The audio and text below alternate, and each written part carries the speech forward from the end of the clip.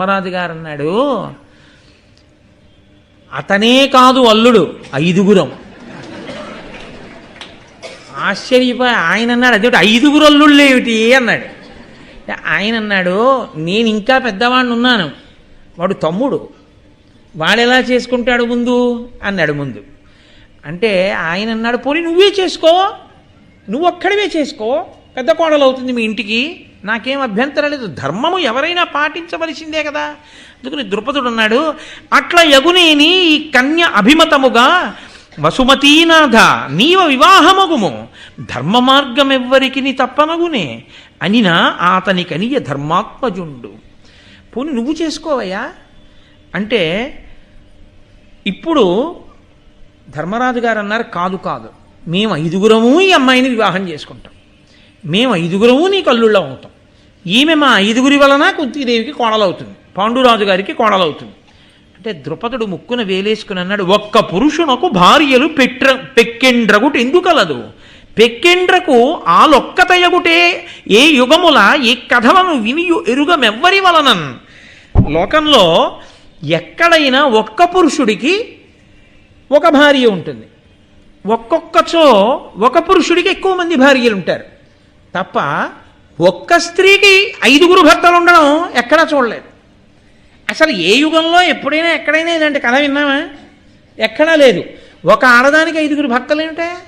మీరు నేను ఏమీ నాలుక పీక్కోక్కర్లేదు, పీక్కోవలసినంత ద్రుపదుడు పీక్కున్నాడు. ఎందుకో తెలుసా అండి, పాపం ఆయన తండ్రి, ఆయనకి బాధ ఉండదండి అసలు, ఎక్కడా కనీ విని ఎరుగని ఆచారం తీసుకొస్తేను. అందుకని ఆయన అన్నాడు, ఏ యుగంలో ఎక్కడైనా విన్నావా? ఎంత నవ్వుల పాలు, ఒక్క ఆడపిల్లని 5గురికి ఇవ్వనా? 5గురికి భార్య అవుతుందా? ఎలా అవుతుంది? ఎప్పుడైనా విన్నావా? నువ్వు ధర్మరాజు, నీ నోటి వెంట అనవసరపు మాట రాదు. ఈ మాట ఎలా అంటున్నావు? సరే, ఈ మాట అన్నాక నాకు ఇంకో ఆలోచన చెప్పడానికి అసలు ముందు నేను స్థిమితపడాలి కదూ. రేపు మళ్ళీ నువ్వు, అర్జునుడు, నేను, కుంతి మనం మళ్ళీ కూర్చుందాం, దుష్టజమ్నుడు కూర్చుని మాట్లాడుకుందాం. ఇవాళకి వెళ్ళి విశ్రాంతి తీసుకోండి మహాప్రభు అన్నాడు. ఈలోగా గబగబా వేదవ్యాసుడు వచ్చారు.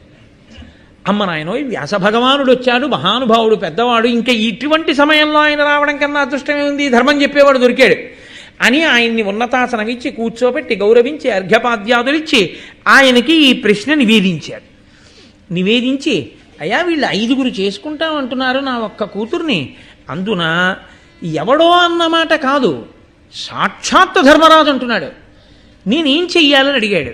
అంటే ధర్మరాజు వ్యాసుడికి నమస్కరించి అన్నాడు, నగియును బొంకునందు వచనంబు అధర్మమునందు చిత్తమున్ తగులదు నాకు ఎన్నడును, ధర్మవశ్యము అట్ల కావునన్ వగవక మాకు ఏవురకు వారిజలోచన కృష్ణ నీదగుందగదను నీ విచారములు తక్కి వివాహమునర్పు మొప్పుగన్ నగియును బొంకునందు వచనంబు. నేను పరిహాసానికి కూడా నా మాటలో అబద్ధం ఉండదు, అధర్మమునందు చిత్తము, నా మనస్సు ఎన్నడూ అధర్మమునందు నిలబడదు.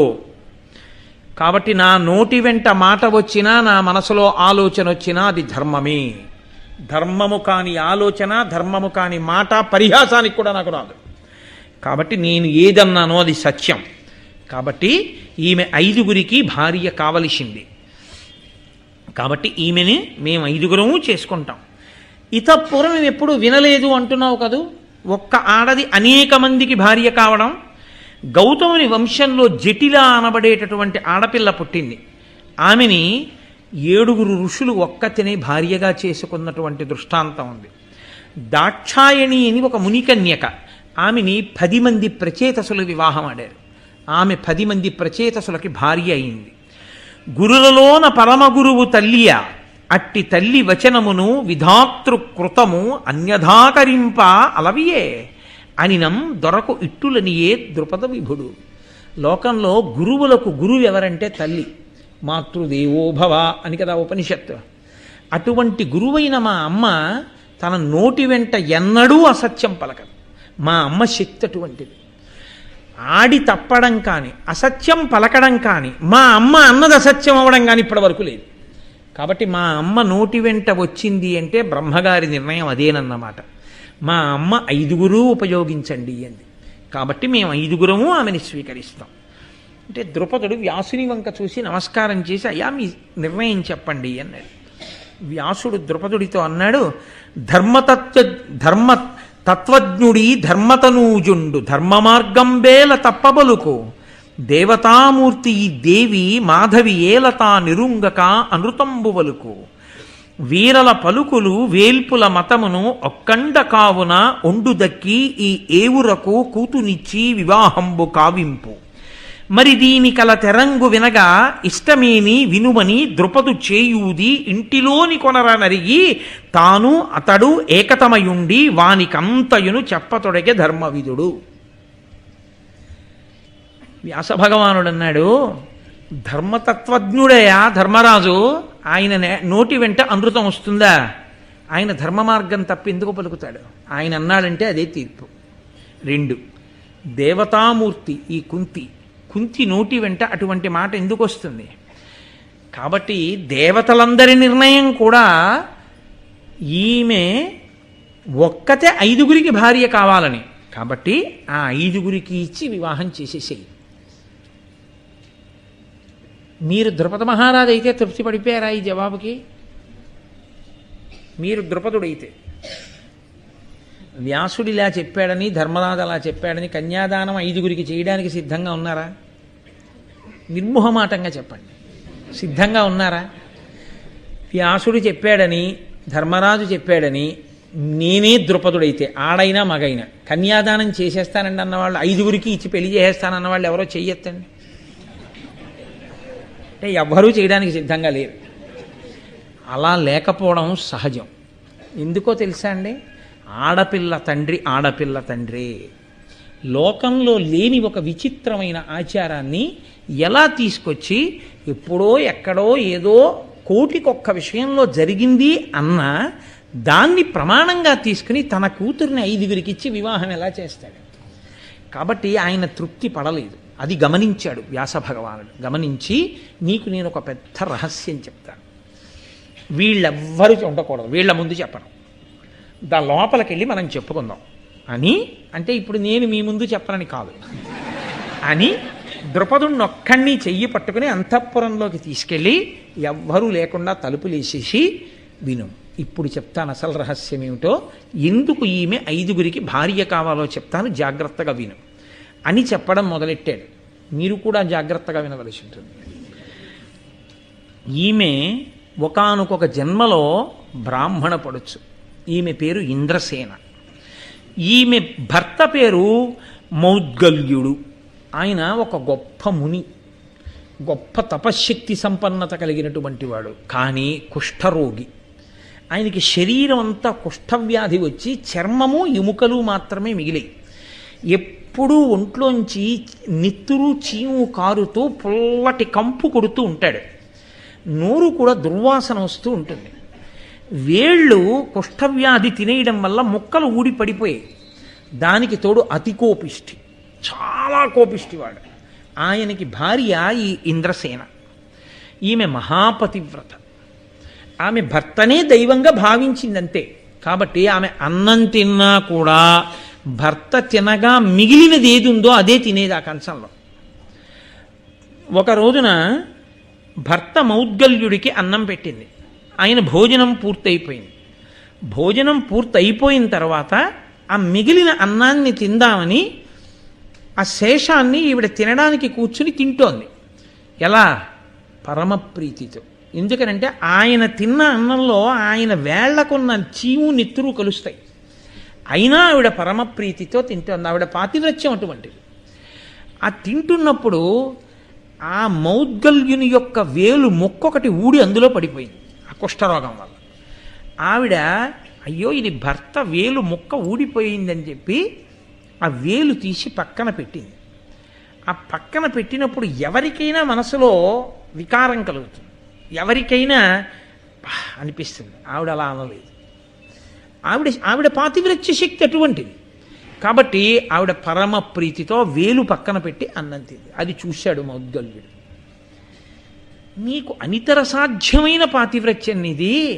భర్త కుష్ఠరోగం వచ్చిందని నీకు బాధపట్టలేదు నువ్వు. అంత ప్రీతితో నన్ను సేవించావు, పైగా నేను కోపిష్టివాణ్ణి, అయినా నువ్వు నన్ను అనుగమించావు, నీకేం కావాలో కోరుకో అన్నాడు. మీరు ఇందులో తప్పు పట్టడానికి ఏం ఉండదు, యథార్థానికి అతిగా ఆలోచించడానికి అంతకన్నా ఉండదు. ఆమె భర్త కుష్ఠరోగ పీడితుడై ఎముకలు చర్మంతో మిగిలి ఉన్నవాడిన్నాళ్ళు. ఆమె అంది, మీరు తపశ్శక్తి సంపన్నులు కనుక దివ్యమైన రూపాన్ని పొంది, నాకు చాలా కామాతురతతో ఉన్నదాన్ని నేను, కాబట్టి అది భర్తకి చెప్పడంలో దోషం ఏమింది? సహృదయంతో స్వీకరించాలి. కాబట్టి మీరు 5 రూపములు ధరించండి, దివ్యమైన రూపములు. నేను ఎటు చూసినా మీరు దివ్యమైన భవ్యమైన రూపంతో కనపడాలి. ఇన్నాళ్ళు ఇలాగే చూశాను. 5 రూపాలతో మీతో కలిసి నేను మంచి మంచి వనములలో నదీ తీరములలో విహరించాలనుంది అంది. ఆయన అన్నాడు, నువ్విన్నాళ్ళు నన్ను అనుగమించినందుకు, నా పరీక్షకి నిలబడగలిగినందుకు నిన్ను అలాగే అనుగ్రహిస్తానని 5 దివ్యమైన రూపములను పొందాడు.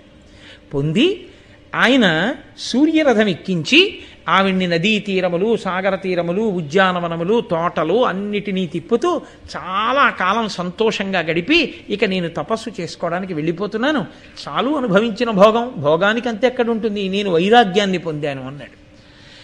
ఆవిడ కొంతకాలం అయిపోయింది, భర్త వెళ్ళిపోయాడు, ఆవిడ కూడా శరీరం విడిచిపెట్టేసింది. విడిచిపెట్టేసిన వాసనాబలం ఏమిటో తెలుసా అండి? ఒక్క భర్త 5 రూపాలతో ఇంత గొప్పగా క్రీడించి ఆనందిస్తుంటే ఇంత సంతోషం అనుభవించానన్న భావన ఆమె యందు ఉండిపోయింది. ఆమె కూడా శరీరం విడిచిపెట్టేసి, భర్త తపస్సుకు వెళ్ళిపోయాడు. విడిచిపెట్టి ఆమె కాశీరాజుకి పుత్రికగా పుట్టింది. ఆవిడకి ఆ జన్మలో పెళ్ళవలేదు, పైగా గత జన్మలో ఉండిపోయినటువంటి వాసనాబలం ఉండిపోయింది. ఆ కామాతురత ఇంకా ఆమె యందు తృప్తి పొందలేదు. అటువంటి సమయంలో ఆమె భర్త కోసమని తపస్సు చేసింది. ఆ తపస్సు చేస్తున్నప్పుడు 5 దేవతలు అటుగా వెళ్ళారు. వాళ్ళు దాని కడకు ప్రత్యేకంబగా ధర్మ వాయు వాసవాశ్వినుల్ ప్రీతులై వచ్చి దానినాత్మ దేహాంశజులకు దేహాంతరమున పత్నిగా కోరి రధిక సౌభాగ్యయుక్తి. అలా ధర్మదేవత, వాయువు, ఇంద్రుడు, అశ్విని దేవతలు వీళ్ళు ఆ తపస్సు చేసుకుంటున్నటువంటి కాశీరాజు గారి కుమార్తె ముందు నుంచి వెళ్ళిపోతూ వాళ్ళ 5 అనుకున్నారు, ఈమెకి వచ్చే జన్మలో మేము 5 భర్తలైతే బాగుండు అనుకున్నారు. ఇక్కడ మీకు ఒక అనుమానం వస్తుంది, ఏమంటే దేవతలకు కూడా అలాంటి పెచ్చి ఉంటుందా? ఒకవేళ ఉందిపో, తపస్సు చేసుకుంటున్న దానికి భర్త కావాలనేగా తపస్సు చేస్తోంది, ఈ జన్మలోనే భర్త అయితే వదిలిపోలా, మళ్ళీ వచ్చే జన్మలో అవుతా ఉండడం ఎందుకు వాళ్ళు అంటే? మహాభారతంలో లేదు, కానీ మార్కండేయ పురాణంలో దీని గురించి వివరణ ఉంది. అదే ద్రౌపదీదేవి యొక్క జీవితంలో ఉన్న రహస్యం. అందుకే వ్యాస భగవానుడు లోపలికి తీసుకెళ్లి కూర్చోబెట్టి ద్రౌపదుడికి చెప్తున్నాడు. ఒకానొకప్పుడు దేవేంద్రుడు త్వష్ట ప్రజాపతి బ్రాహ్మణుణ్ణి సంహారం చేశాడు. ఆయన్ని సంహరించడం చేత ఆయనలో ఉన్న ధార్మికమైన తేజస్సు వెళ్ళిపోయి ధర్మదేవతని ఆశ్రయించేసింది. వేరొకసారి వృత్రాసురుడు అనబడేటటువంటి వాణ్ణి సంహారం చేశాడు. ఆ సంహారం చేసినప్పుడు తద్దోష కారణం చేత ఆయన శరీరంలో ఉండే బలం ఆయన్ని విడిచిపెట్టి వాయుదేవుణ్ణి ఆశ్రయించి వెళ్ళిపోయింది. ఎవరి నుంచి? అన్నీ ఇంద్రుడి నుంచే. ఇంద్రుడికి సంబంధించిన ధర్మము ధర్మదేవత దగ్గరికి వెళ్ళింది, ఇంద్రుడి బలం వాయుదేవుడి దగ్గరికి వెళ్ళింది. ఆయనే ఒకానొకప్పుడు తానే ఇంద్రుడిగా ఉండి అహల్య చేత అహల్యని మోసగించి అహల్యని అనుభవించాడు. ఆయన మోసగించి అంటే అహల్యకి తెలుసు వచ్చినవాడు ఇంద్రుడని. మోసగింపబడిన వాడు ఎవరంటే యథార్థానికి గౌతముడు. మీరు రామాయణం బాలకాండలో విన్నారు. అందుచేత తన రూప సౌందర్యంతో మభ్యపెట్టి ఆయన అహల్యని అనుభవించాడు. అప్పుడు ఆయన శరీర సౌందర్యం జారిపోయి అశ్వనీ దేవతల దగ్గరికి వెళ్ళిపోయింది, వాళ్ళ అందగాళ్ళు కనుక. ఆ ఇంద్రుడిగా ఉండిపోయాడు. ఇప్పుడు ఆ ఇంద్ర తేజస్సే వీళ్ళ దగ్గరికి వెళ్ళింది. ఇప్పుడు మీరు బాగా పట్టుకున్నారో లేదో, ఇది మార్కండేయ పురాణాంతర్గతం. మీరు నన్నయ్య గారి భారతం చూస్తే నన్నయ్య గారి భారతంలో కనపడదు. కాబట్టి ఒకే ఇంద్రుని యొక్క తేజస్సు ధర్మదేవత దగ్గరికి వెళ్ళింది, ఒకే ఇంద్రుని తేజస్సు వాయుదేవుని దగ్గరికి వెళ్ళింది. ఒకే ఇంద్రుని తేజస్సు అశ్వినీ దేవతల దగ్గరికి వెళ్ళింది. ఒకే ఇంద్రుడు ఇంద్రుడుగా ఉండిపోయాడు. వీళ్ళ ఐదుగురే వెనక నడిపించేటటువంటి ఈశ్వరుడు ఒకడు ఉన్నాడు. ఈ 5 శక్తులే ఆ అమ్మాయి ముందు నుంచి పెడుతున్నాయి. వాళ్ళకి ఆ జన్మలో అవ్వాలనిపించకుండా వచ్చే జన్మలో అవ్వాలనిపించడమే పరదేవతానుగ్రహం. వాళ్ళు అనుకున్నారు ఈమెకి మేము 5గురం వచ్చే జన్మలో భర్తలం అవ్వాలి అనుకున్నారు. ఇప్పుడు నాకు ఒకటి చెప్పండి, ఇంద్రుని యొక్క ధర్మాంశ ధర్మదేవత దగ్గరికి వెళ్ళి ఇంద్రుడు మళ్ళీ ధర్మరాజుగా పుట్టాడు. ఇంద్రుడి యొక్క బలం వాయుదేవుడి దగ్గరికి వెళ్ళి మళ్ళీ భీమసేనుడిగా పుట్టాడు. ఇంద్రుడి యొక్క తేజస్సు ఇంద్రుడి దగ్గరే ఉండి ఇంద్ర తేజస్సుగా అర్జునుడిగా పుట్టాడు. ఇంద్రుని యొక్క సౌందర్య తేజస్సు అశ్వినీ దేవతల దగ్గరికి వెళ్ళి ఇంద్రాంశగా, అశ్వినీ దేవతల తేజస్సుగా నకుల సహదేవులుగా వచ్చారు. 5గురుగా కనపడుతున్నా అవన్నీ కలిపి ఇంద్రాంశలైనప్పుడు కలిసి ఉన్నది ఒక్క ఇంద్రుడేనా కాదా? పైకి 5గురుగా కనపడుతున్నది ఒక్కరే. ఈ ఒక్కరేని ఎక్కడ నిర్ధారింపబడింది? మీరు మార్కండేయ పురాణాన్ని ఆధారం చేసుకుని చెప్పేస్తున్నారా భారతాన్ని? భారతంలో కూడా ఇంకా ఎక్కడైనా నిరూపణమైందా ఈ జన్మ లోపల? అయింది. ఎక్కడైందో తెలుసా అండి? ఇది నేను చెప్పడం కాదు, సాక్షాత్తు వ్యాసుడు చెప్తున్నారు. ఆయన అన్నారు, ఈ పిల్ల తపస్సు చేస్తోంది కదూ, తపస్సు చేస్తున్నప్పుడు ఆమెకి పరమశివుడు ప్రత్యక్షమయ్యాడు. ప్రత్యక్షమైతే ఏం కావాలని అడిగాడు. అడిగితే ఈవిడంది భర్తని పొందాలి, భర్తని పొందాలన్న ఆతురతతో భర్త కావాలి, భర్త కావాలి, భర్త కావాలి, భర్త కావాలి, భర్త కావాలని 5 మాటలంది. 5 మార్లు అన్నావు కనుక 5గురు భర్తలకి ఇల్లాలి అవుతావు అన్నాడు. అంటే వెంటనే ఆ పిల్ల ఏమందో తెలుసా అండి? చాలా సంతోషం అనలేదు. ఆమె అంత అమాయకురాలు కాదు, ఆమె 5గురికి ఇల్లాలవడానికి ఇష్టపడింది కాదు. ఆవిడ ఏమందంటే, సతికి ఒక్కరుండపతిగాక ఎందును పతులు పలువురవుట కథల కలదే లోకనాథ ఇట్టి లోక విరుద్ధంపు వరము వడయ అమరవరదయొల్ల. మహానుభావ, ఒక ఆడదానికి ఒక్కడే భర్త. ఒక భర్తకి చాలామంది భార్యలు ఉండడం లోకంలో ఉంది, కానీ ఒక భార్యకి అనేక మంది భర్తలు ఉండరు. నాకు వద్దా వరం, నేను పుచ్చుకోను, నాకు 5గురు భర్తలు అక్కర్లా, నాకు ఒక్కడే భర్త కావాలని. అంటే నన్నయ్య గారి యొక్క మహాభారతంలో ఏమనుందో తెలుసా అంటే, రుద్రశబ్ద ప్రయోగం చేశారు ఆయన. రుద్రుడన్నాడు అన్నారు వెంటనే. రుద్రుడు ఏమన్నాడంటే, నా వచనంబున నీక ఏవురుపతులందు ధర్మవు వెడపకయుండున్ కావున ఇట్టి వరం బిందీవరదల నేత్ర ఇచ్చితి నిదయతోన్. 5గురికి ఇల్లాలివైతే ఏమవుతుందని నీ బెంగ? నీ ధర్మం పోతుందని కదూ. 5గురికి ఇల్లాలివైనా నీ ధర్మం పోదు, నా వాక్కు. ఏమిటి నీకు అభ్యంతరం అని అడిగాడు. ఆవిడంది, ఇది ఎలా సంభవం అనుకుంది. కానీ మీరు ఇక్కడ ఒక్క విషయాన్ని బాగా గుర్తుపట్టవలసి ఉంటుంది. ఈ వరం ఇచ్చినవాడు రుద్రుడు. రుద్రశబ్దానికి వైదికంగా, వేదపరంగా, యజుర్వేదపరంగా అర్థం ఏమిటో తెలుసా అండి? రుద్ర అన్న శబ్దానికి యథార్థమైనటువంటి అర్థం రుత్యా ధర్మానవలోకయతి ప్రాపయతివా ప్రపయతీతివా ఇది రుద్ర. ఆయన రుత్యా ధర్మానవలోకయతి, వేదము చేత ధర్మమును లోకానికి చెప్పేవాడు. ఆ ధర్మం పట్టుకోగలిగిన శక్తిని నీకు ఇచ్చేవాడు. ధర్మాన్ని చూపిస్తాడు. ధర్మాన్ని పొందేటట్టు, ఎప్పుడూ ధర్మమునందు మనసు ఉండేటట్టు చేసేవాడు ఎవరో తెలుసా అండి? పరమేశ్వరుడు, పరమశివుడు, రుద్రుడు. అందుకే ఎవరు ఎప్పుడూ అభిషేకం చేస్తారో, రుద్రాధ్యాయాన్ని రోజు పారాయణ చేస్తారో అటువంటి వారి మనసు ధర్మమునందు నిలబడుతుంది. ఒకానొకప్పుడు శృంగగిరి పీఠాధిపతులు చంద్రశేఖర భారతీ స్వామి వారు ఈ మాట చెప్పారు. భార్యకు ఒంట్లో బాగులేదని ఒక ఆయన వస్తే, రుద్రం ఇక్కడ పారాయణ చేసేసి నువ్వు ఇక్కడ కూర్చుని ఇక్కడే భార్యకి తీర్థం ఇస్తున్నానని విడిచిపెట్టు, అక్కడ నీ భార్య మీ ఊళ్ళో స్వస్థత పొందుతుందన్నారు. అలాగే పొందింది ఆవిడ. కాబట్టి ఆయన ధర్మమును పొందించువాడు. కాబట్టి ఇప్పుడు ఆయనే చెప్పాడంటే ఆ ధర్మానికి తిరుగులేదు.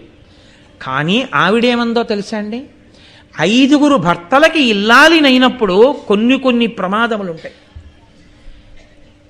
మీరు విశాల హృదయంతో దీన్ని అర్థం చేసుకోవలసి ఉంటుంది నేను చెప్పే మాటని. ఒకటి, నేను ఒక భర్త చేత అనుభవింపబడినప్పుడు 2వ భర్త దగ్గరికి వెళ్ళినప్పుడు నేను కన్యని కాను. ఏ భర్త అయినా కన్యని భార్యగా స్వీకరించి తాను భార్యను చేసుకుంటాడు. నేను ఒకరికి భార్య నవగానే రెండో వారి దగ్గరికి వెళ్ళినప్పుడు నాకు కన్యాత్వం ఉండదు. అప్పుడు నా పతి పట్ల నా ధర్మం తప్పుతుంది. కాబట్టి నేను 5 పతుల దగ్గర నా కన్యాత్వము పోకూడదు వివాహం దగ్గర నుంచి. 2, పతి సేవా భాగ్యంలో నేను 5 అదే మనసుతో సేవించగలదాననై ఉండాలి. 3, ఒక భర్త దగ్గర ఉన్నప్పుడు మాత్రమే కామప్రచోదనం, ఒక భర్త దగ్గర ఉన్నప్పుడు కామమునందు విముఖత ఉంటే ఆ భర్త ఇబ్బంది పడతాడు. కాబట్టి 5 యందు నాకు సమానమైన కామాతురతని పొంది ఉండాలి. నేను ఎప్పటికీ ముత్తైదువుగా ఉండాలి. అంటే 5 భర్తలలో ఏ ఒక్కడూ పడడానికి వీల్లేదు. కాబట్టి నేను ముత్తైదువుగా ఉండాలి. అందుకే స్వర్గారోహణ పర్వంలో అందరికన్నా ముందు ద్రౌపది పడిపోయింది. కాబట్టి ఈ 5 నాకు నువ్వు ఇస్తే నేను 5 ఇల్లాలనవడానికి అంగీకరిస్తాను.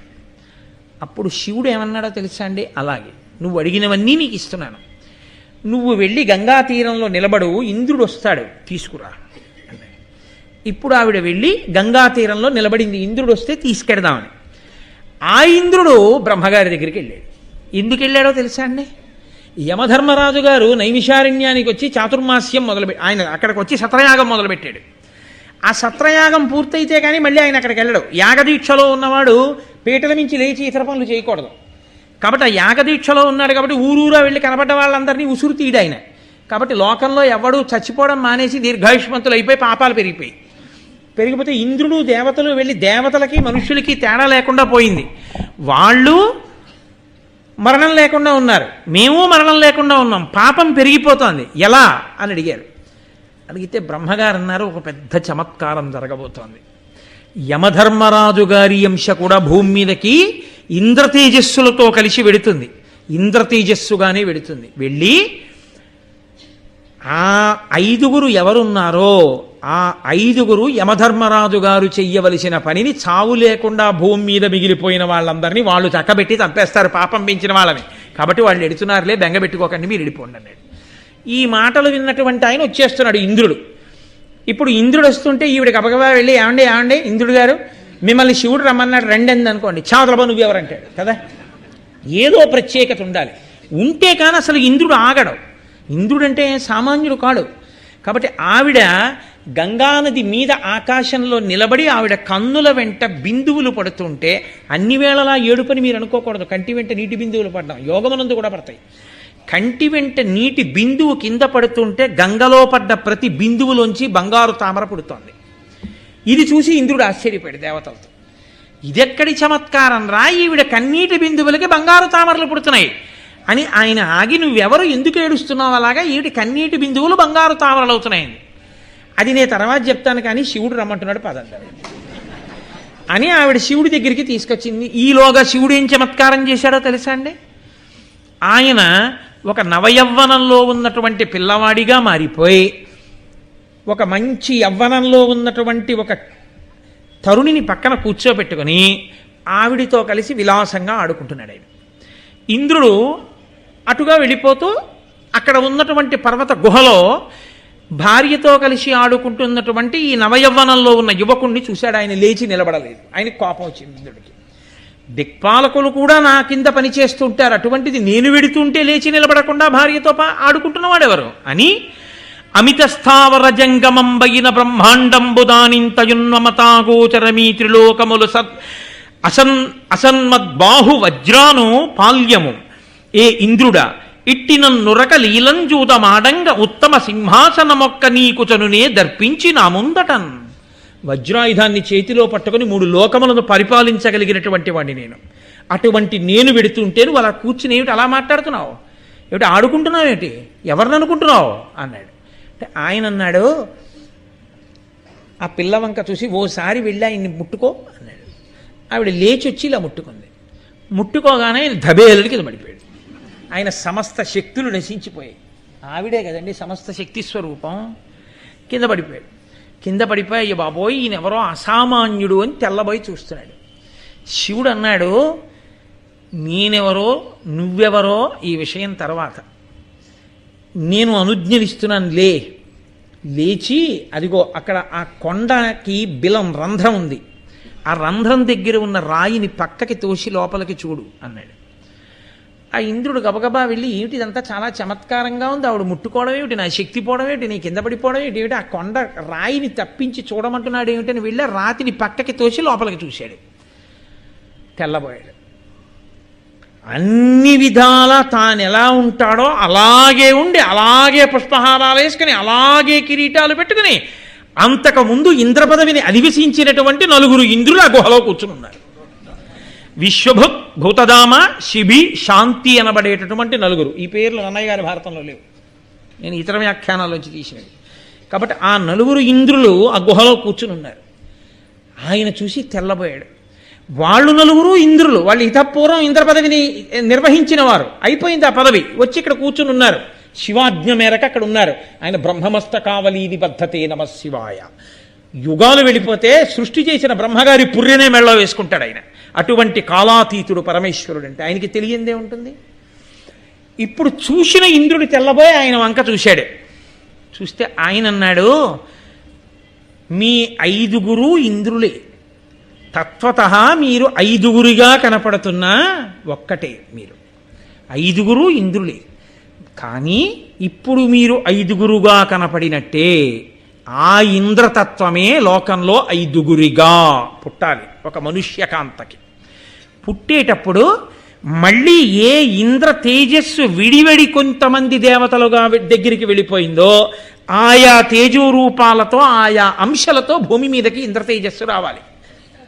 అందుకని ధర్మదేవత వలన ధర్మరాజుగా, వాయువు వలన భీమసేనుడిగా, ఇంద్రుని వలన అర్జునుడిగా, అశ్వనీ దేవతల వలన నకుల సహదేవులుగా 5 రావాలి. మీరు 5 ఇంద్రులే అయితే మీరు 5 అనుభవించినది, మీరు 5 పొందినది, మీరు 5 పరిపాలించినది, మీ 5 చేత పొందబడినది స్వర్గలక్ష్మి.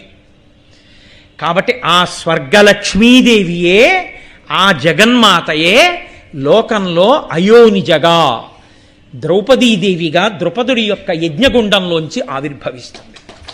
మీరు ఆమెని వివాహం చేసుకుంటారు. అందుకుని మీకు 5 ఒక్కతే ఇల్లాలవుతుంది. ఇది కారణం. కాబట్టి ఇదంతా ఎవరు చెప్పారు ఈ రహస్యాన్ని? వ్యాస భగవానుడు ద్రుపదుడికి చెప్పాడు. చెప్పి, పిచ్చివాడా, ధర్మరాజు నోటి వెంట ఎందుకు వచ్చిందో తెలుసా మేము 5 వివాహం చేసుకుంటామని? కుంతి నోటి వెంట ఎందుకు వచ్చిందో తెలుసా మేము 5 వివాహం చేసుకుంటామని? అయోనిజ అయినటువంటి ఆ స్వర్గలక్ష్మి ఇక్కడ ద్రౌపదిగా వచ్చింది. ఈ వచ్చిన కారణం చేత 5 ఇంద్రులు ఒక్క స్త్రీని వివాహం చేసుకోవాలి. అందుకని 5 వివాహం చేసుకుంటామంటున్నారు. ఇది చాలా లోకోత్తరమైన కళ్యాణం, ఎక్కడా లేనిది, కానీ అసామాన్యమైన విషయం. ఇంకా నీకు నమ్మకం కలగకపోతే నీకు నేను యోగ దృష్టిని ఇస్తున్నాను. ఇప్పుడు నువ్వు ఒక్కసారి తలుపు దగ్గరికి వెళ్ళి తెర తీసి ఆ కూర్చున్న 5 వంక చూడు, నీకేం కనపడుతుందో చూడు అన్నాడు. అని యోగ దృష్టిని ఇవ్వగానే ద్రుపదుడు వచ్చి తెర తీసి అక్కడ కూర్చున్న ధర్మరాజు, భీముడు, అర్జునుడు, నకులుడు, సహదేవుడు 5 వంక, ఆ ద్రౌపదీదేవి వంక చూశాడు. చారుమణి ప్రభాపటల జాల విచిత్ర కిరీట మాలికా భారములన్, సముద్ర దినపావక వర్ణములన్, సువర్ణ కేయూర విభూషణావళు నొప్పుచునున్న తదీయ దేహముల్, ధీరుడు సూచే తాళ సమదీర్ఘత పొల్చిన వాని నేనిటిన్. అందరూ తాటి చెట్టంతంత శరీరాలు, అందరూ వజ్ర వైఢూర్యములతో కూడిన కిరీటాలు, అందరూ మెడలో ఒకే రకమైన హారాలు, అందరూ ఒకే రకమైనటువంటి బట్టలు, అందరూ ఒకే రూపంతో ఉన్నటువంటి 5 ఇంద్రులు కనపడ్డారు. ఇటు చూశాడు, స్వర్గలక్ష్మి దర్శనమైంది.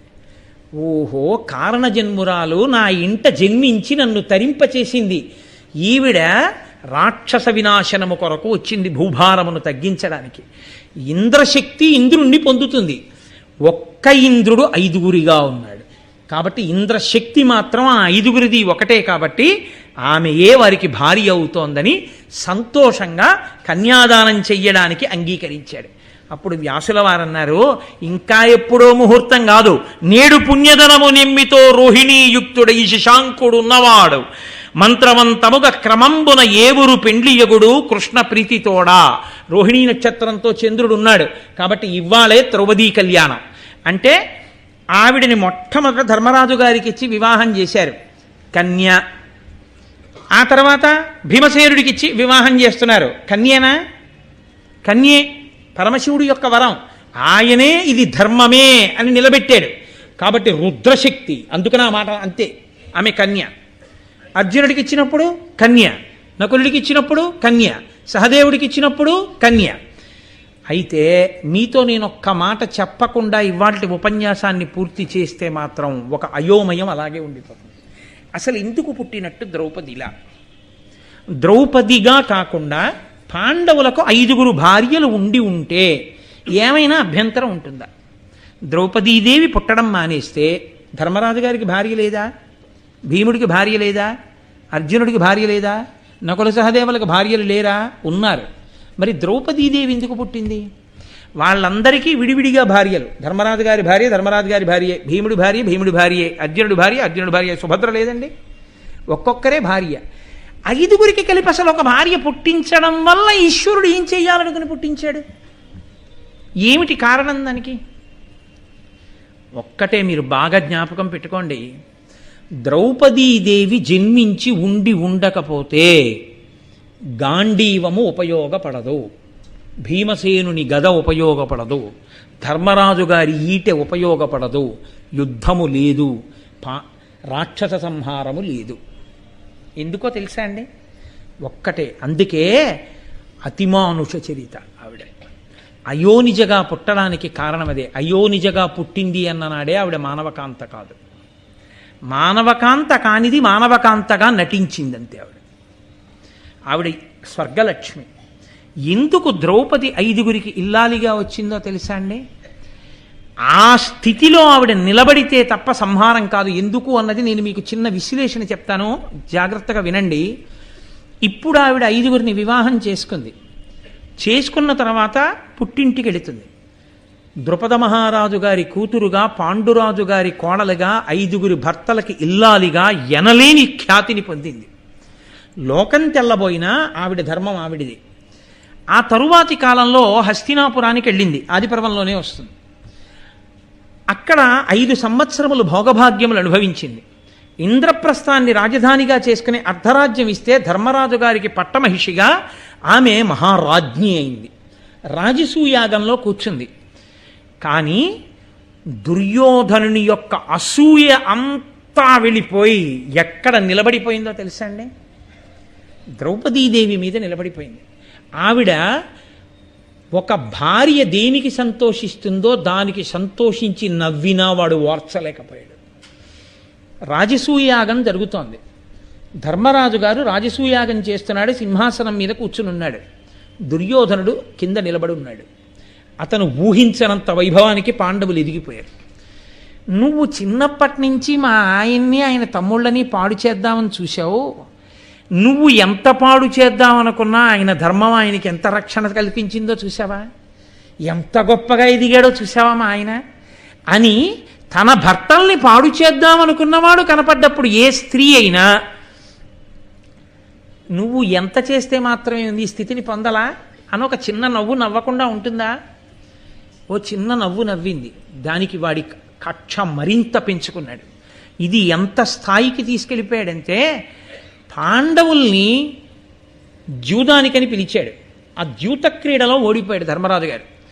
ఓడిపోవడం అనేటటువంటి దాన్ని కేవలం రాజ్యం ఓడిపోవడం వరకు తీసుకెళ్ళి ఉంటే ధర్మరాజు గారి తృప్తి ఎంత తృప్తో తెలుసా అండి? 5 ఊళ్ళు ఇస్తే చాలు ఊరుకుంటాడు.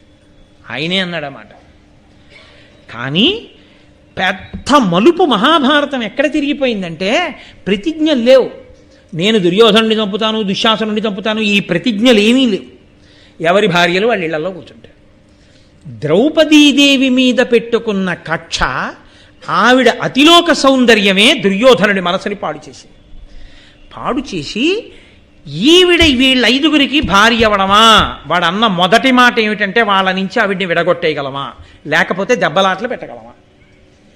కాబట్టి ఇప్పుడు అతను ఏం చేశాడంటే ద్రౌపదీదేవిని అందులోకి లాగాడు. ఆమెని కూడా ధర్మరాజు ఒడ్డేటట్టు చేశాడు.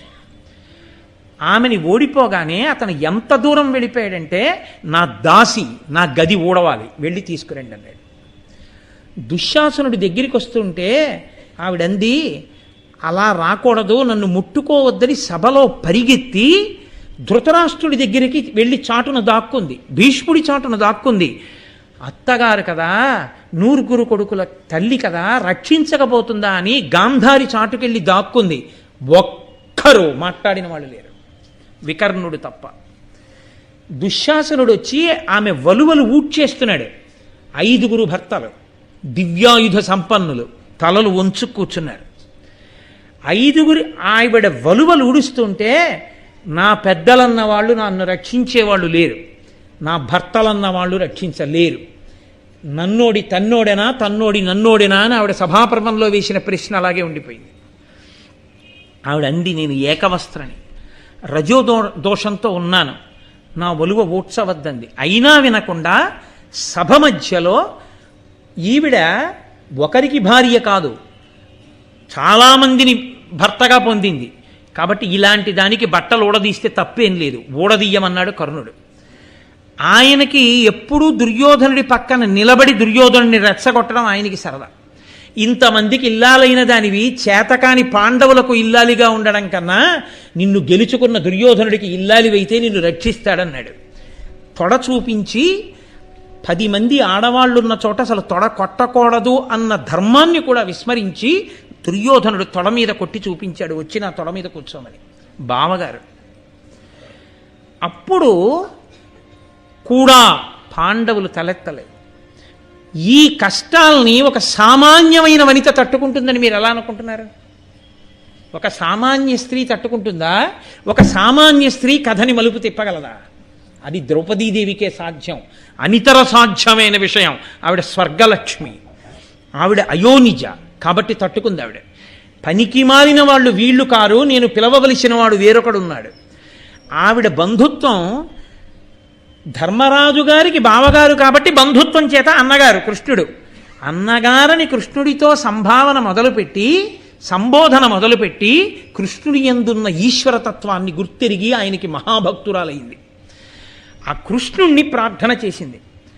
ఆయన అనేకమైనటువంటి వస్త్రములను ఇచ్చాడు. ఇంకా అవి లుప్తం అవ్వడం లేదు, ఇక తగ్గడం అన్నది లేదు. అన్ని వస్త్రములను ఆయన ఇచ్చేశాడు, అక్షయ వస్త్ర ప్రదానం చేశాడు. దుశ్శాసనుడు వలువలు ఓడ్చలేక పడిపోయాడు. ఆవిడ్ని జుట్టు పట్టి సభలోకి ఈడ్చి తెచ్చాడు. ద్రౌపదీదేవి జోలికి వెళ్ళారు కాబట్టి భీముడు ప్రతిజ్ఞ చేశాడు. ఏ దుర్యోధనుడు తొడకొట్టి చూపించాడో ఆ తొడలు విరిచేస్తాను కురుక్షేత్రంలో అన్నాడు.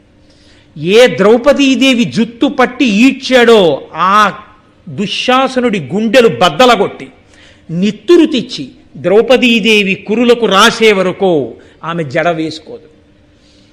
ఇప్పుడు ప్రతిజ్ఞలు ఎందుకు వచ్చాయి? దుర్యోధన దుశ్శాసనుల్ని చంపుతానని. ద్రౌపదీదేవి జోలికి వెళ్ళకపోతే వస్తాయా? ఇవి రాకపోతే భీముడి గదకి విలువుందా? అర్జునుడి గాంధీవానికి ఏమైనా విలువుందా? ఆవిడ్ని ధృతరాష్ట్ర మహారాజు అడిగాడు సభాపర్వంలో, నీకు వరాలు ఇస్తున్నాను, ఏం కావాలన్నాడు. ఆవిడ ముందు ఏది అడిగిందంటే, ధర్మరాజుని దాస్య విముక్తుణ్ణి చెయ్యండి కొడుకుతో సహా అంటే ధర్మరాజు గారి కొడుకుతో సహా విడిపించాడు ధృతరాష్ట్రుడు. ఇంకొక వరం ఇస్తానమ్మా, ఏం కావాలన్నాడు. ఎక్కడ శపిస్తుందో అని భయపడి. మిగిలిన 4 ఆయుధాలతో విడిపించండి అంది. ఇంకొక వరం కూడా కోరుకో అన్నాడు. ఆవిడ వెంటనే ధర్మం పాటించి క్షత్రియ వనత 2 వరాలే కోరాలి, నాకు అక్కర్లేదు 3ది అంది. భర్తలని మళ్ళీ విడిపించిన ఖ్యాతి ద్రౌపదీదేవిదే. మళ్ళీ జీవితం ఆడాడు ధర్మరాజు గారు. అరణ్యవాసం, అజ్ఞాతవాసం. మళ్ళీ అరణ్యవాసానికి వెళ్ళినప్పుడు ఆవిడ అందమే ఆవిడికి శాపం. లోకంలో పురుష ప్రకృతి ఎలా ఉంటుందో చూపించింది. అన్నగారు సైంధవుడు వరసకి ఆవిడ్ని చూసి మోహించి ఆవిడ్ని బలవంతంగా ఎత్తుకుపోతుంటే పాండవులు వెళ్ళి ఈడ్చి తెచ్చారు. మహాధర్మమూర్తి కనుక దుస్సల భర్త, అయ్యో వాడిని చంపడమా, ఆడబడుచు పసుపు కుంకాలు తీసేయడమా నా భర్తలని విడిచిపెట్టమంది. వాడు శివుడి గురించి తపస్సు చేసి అభిమన్యుడిని చంపేశాడు. విరాట పర్వం వచ్చింది, కీచకుడు ఆవిడ వెంటపడ్డాడు. ఆవిడ మహాధీరవనిత, ఆవిడ కాబట్టి తట్టుకుందండి, ఆవిడ కాబట్టి వెళ్ళగలిగింది. ఆవిడ లేనినాడు భారతం ఎక్కడుంది? ఆవిడ లేనినాడు ప్రతిజ్ఞలు ఎక్కడున్నాయి? ఆవిడ లేని నాడు యుద్ధం ఎలా జరుగుతుంది? ఆవిడ వలన యుద్ధం జరగకపోతే రాక్షస సంహారం ఎలా జరుగుతుంది? ఇన్ని మలుపులు తిప్పగలిగినటువంటి తేజోమూర్తిగా అక్కడ నిలబడగలిగిన శక్తి ఎవరికి ఉంటుంది? అనన్య సామాన్యమైన శక్తి అయోనిజ అయినటువంటి ద్రౌపదీదేవికి తప్ప అన్యులకు సాధ్యమే. కాబట్టి ఆవిడ కీచకుడిని ఎదుర్కొంది, భీమసేనుణ్ణి పంపించింది, ముద్ద చేసి అక్కడ పారేస్తే శవాన్ని కాగడాలో చూపిస్తే నిర్భయంగా చూసింది. ఉపకీచకులు కట్టి తీసుకెడుతుంటే భీముడికి వినపడేటట్టు ఏడ్చింది. అంతమంది ఉపకీచకుల్ని చంపేశాడు భీమసేనుడు. విరాట పర్వంలో ఆవిడ కుడి పక్కకి కొప్పేసుకుని సైరంధ్రిగా బతికింది. అయినా సరే కనపడ్డవాడల్లా అబ్బా ఏమందామన్నవాడే. ఇన్ని మాటలు పడి భర్తల కోసం అంతగా నిలబడింది. ఇన్ని కష్టాలు పడినా కూడా, ఇన్ని ఇబ్బందులు పడినా కూడా, పుట్టుకతో ఆగర్భ శ్రీమంతురాలైనా కూడా భర్తలు భిక్షాటన చేసి తెచ్చిన అన్నం తినవలసి వచ్చినా ఆవిడ ఎన్నడూ మనసులో ఖేదపడలేదు. అంత ధర్మంతో అనువర్తించింది. ఇవన్నీ ఏ కాంత వలన నడుస్తాయి? ఏ సామాన్యమైన స్త్రీ మహాభారతాన్ని నడిపించగలదు? ఏ సామాన్యమైన స్త్రీ ఈ పాపాలన్నీ పోయేటట్టు, పాపులు తొలగిపోయేటట్టు చెయ్యగలదు? ఆమె కాబట్టి నడిచింది కథ.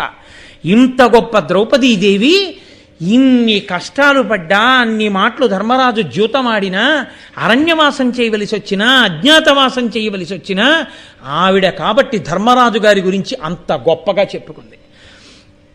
విరాట పర్వంలో ధర్మరాజు గురించి చెప్తూ యవ్వనివాకిట నిభమద పంకంబు రజభూషణ రజో రాజినడగు, యవ్వని చారిత్రమెల్లలోకములకు వజ్జయై వినయంబు నొనరగరపు, యవ్వని గుణలత లిడువారాసుల కడపటి కొండపై కలయబ్రాకు, యవ్వని కడగంట నివ్వటిల్లెడి చూట్కి మానిత సంపద లినుచుండు, అతడు భూరిప్రతాప మహాప్రదీప దూర వైరి వీర విఘటిత పదశోభితుడైన ధర్మజుండు కేవలమర్చుడే ధర్మసుతుడు అంటుంది ఆవిడ.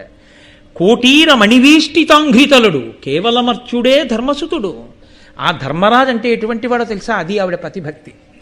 యవ్వని వాకిట నిభమద పంకంబు రజభూషణ రజో రాజినడగు అందావిడ. ధర్మరాజు గారు సింహాసనం మీద కూర్చుంటే ఎదురుగుండా మదగజములు నిలబడితే ఆ మదగజముల నుండి స్రవించేటటువంటి ఆ మద జలములు వాటి వలన నేలంతా బురదైపోతే, ఆ మద జలం నిలబడిపోతే అది దేని వలన ఇంకిందోట తెలుసా?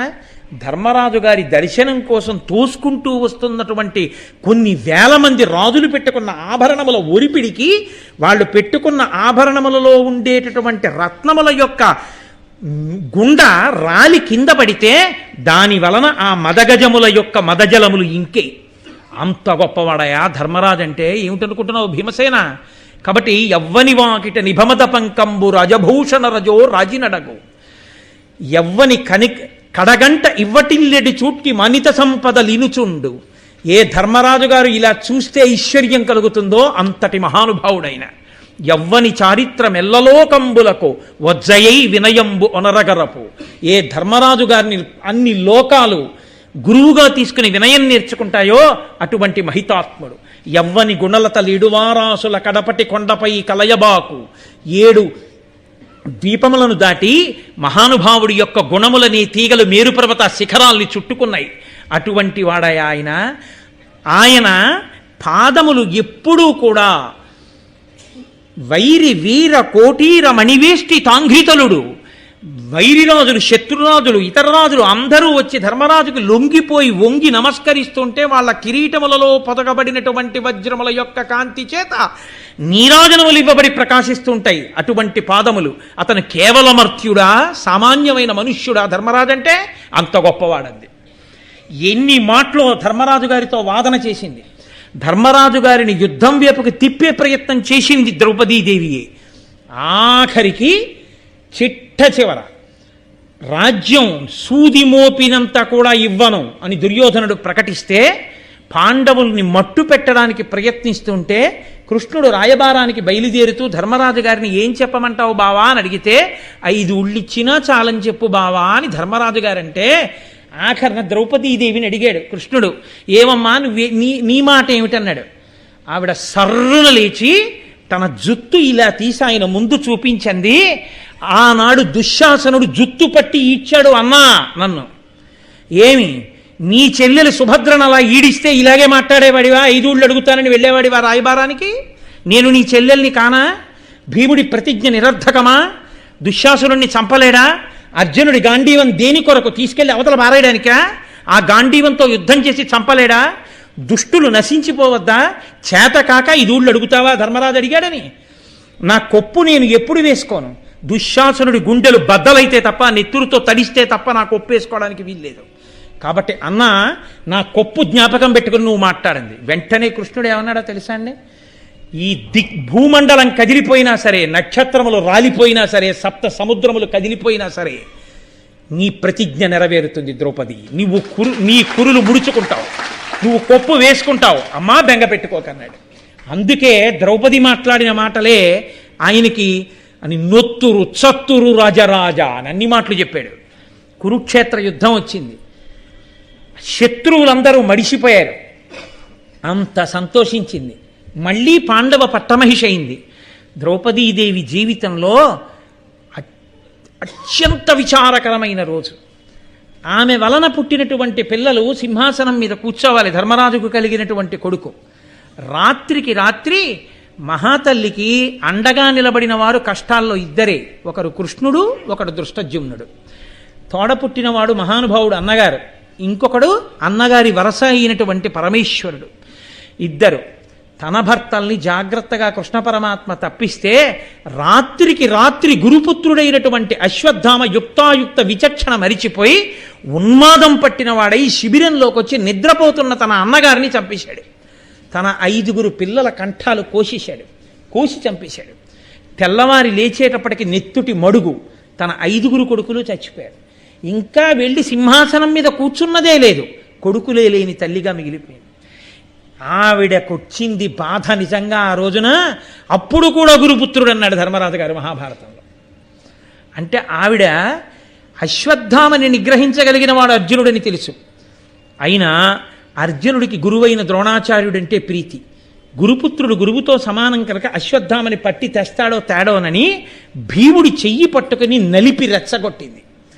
నా కొడుకులు చంపిన వాడి శవాన్ని తీసుకొచ్చి నా ముందు పారేస్తే తప్ప నాకు శాంతి లేదు భీమా. ఆనాడు కీచకుణ్ణి చంపినా, హిడింబాసురుణ్ణి చంపినా నువ్వు వెళ్ళి తీసుకురా అంది. కొడుకులే చచ్చిపోయినా అర్జునుడు వెళ్ళి ఆ అశ్వత్థామని తీసుకొచ్చి ఎదురుగుండా నిలబడితే ఉద్రేకంబునరారు శస్త్రధరులై యుద్ధావనింలేరు కించి ద్రోహంబును నీకు చేయురు బలోచ్చేకంబునం చీకటిన్ భద్రాకారుల చిన్నిపాపల రణప్రౌఢ క్రియాహీనులన్ నిద్రాసక్తుల సంహరింపనకటా నీ చేతులు ఇట్లాడెను అంది.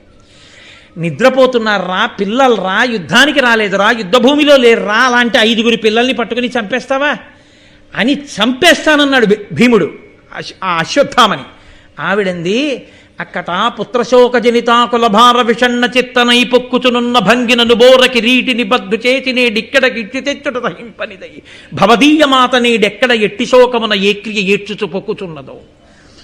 కొడుకులు పోయి నేనెలా ఏడుస్తున్నానో అలా అశ్వత్థామ చచ్చిపోతాడేమోనని ద్రోణపత్ని మీ గురుపత్ని ఏడుస్తోందయా, విడిచిపుచ్చేయండి. పోతనగారి చేతిలో కరుణామూర్తి. చిట్ట చివర స్వర్గారోహణ పర్వంలో ముత్తైదువతనాన్ని కోరుకున్నందుకు గాను ఏదో మిష ఉండాలి కాబట్టి అర్జున పక్షపాతం అన్న పేరుతో ముందు పడిపోయినటువంటి ధర్మమూర్తి. ఇన్ని ఉద్ధాన పతనాలు ఆవిడ జీవితంలో, ఇన్నిటిని తట్టుకుని ఒక ఆడదాని కారణం చేత శపథములు జరిగితే తప్ప కురుకుల నాశనం జరగదు. వాళ్ళు నశించరు. వాళ్ళు నశించాలంటే ద్రౌపదీదేవి కారణంగా ప్రతిజ్ఞలు జరగాలి. అటువంటి స్థాయిలో నిలబడగలిగిన ఏకైక వ్యక్తి ద్రౌపదీదేవి. నేను కేవలం సింహావలోకనం చేశాను తప్ప నిజానికి ద్రౌపదీదేవి గురించి పూర్తిగా మాట్లాడలేదు. అంతటి దివ్యమైన తేజస్సు కలిగిన తల్లి, సాక్షాత్తు స్వర్గలక్ష్మి. ఆమె శాంతి కావలసిన వాళ్ళకి శాంతినివ్వగలదు. ఆమె వంక చూడకూడని చూపు చూసిన వాళ్ళని మాంసపు ముద్ద చేయించగలదు.